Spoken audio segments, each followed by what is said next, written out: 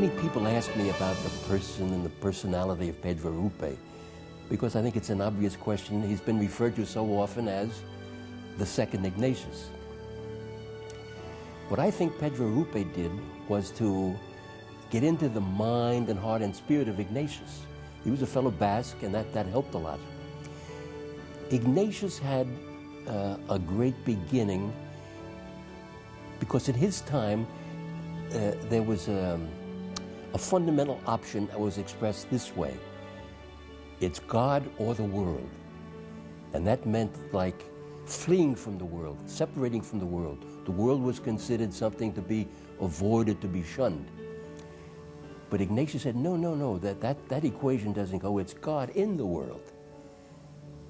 And that's what it means, because we're going to find God in people, in our brothers and sisters, and in the big events. So it's not separating from the world, it's going to the world because we're going to find God in the world. And we find him there not because we put him there, but because he is there.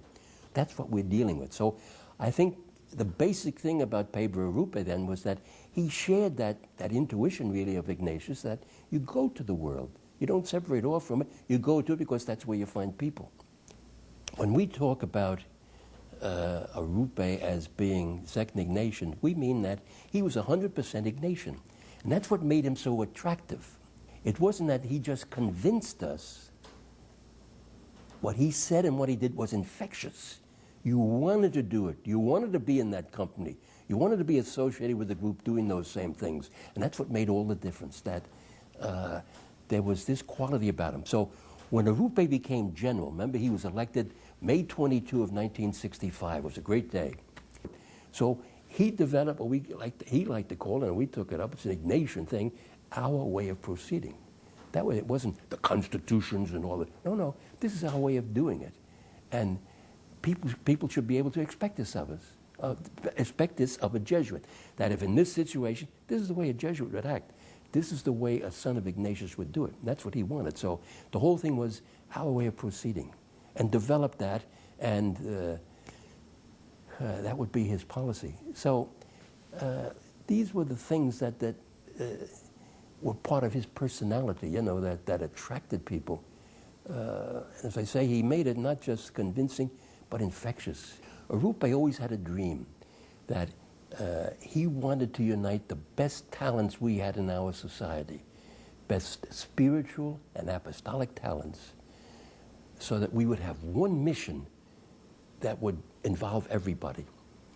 And he was convinced, Arrupe, that we, the Jesuit order, we were exercising our apostolate in a world that was really burdened by unbelief and by injustice.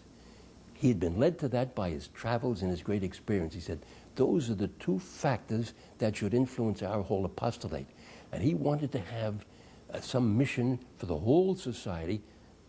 Well, when GC 32 voted in, the mission of every Jesuit and of all Jesuits is the service of faith and the promotion of justice in the name of the gospel.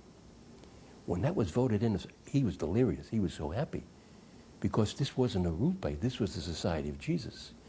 We moved through, especially through GC 32, into this great mission then, that serving the faith and promoting justice. And promoting justice became a big thing in the eyes of many. So Arrupe had to really fight the struggle through his talks and writings to say, no, it's not service of faith or promotion of justice, it's the integration of the two. They go hand in hand, and they have to go that way. And what we mean by this promotion of justice, we have to explain very carefully. The best statement, I think, you can go through so much, is what we developed. We said what we mean by the promotion of justice, it's promoting in society that justice of the gospel, which is the embodiment of God's love and saving mercy. Don't think of justice as, a quid pro quo or distributive justice. No, justice really is filled with God's with love. That's the driving force there. So think of it as that justice, which is the embodiment of God's love and saving mercy. That's what we're talking about. Well, this gave a whole new elan to the society, and a great surge of people felt that, we really, our Jesuit things were still so relevant, and that this was the way to go, and we had instruments in the society. Arrupe had a great talent for bringing back to life not only Jesuit values and priorities, but expressions. Like he brought the Majas back to life. And that's the whole point, for that greater glory, everything for the more in this. And Arrupe showed that we could still today show how this works out in action.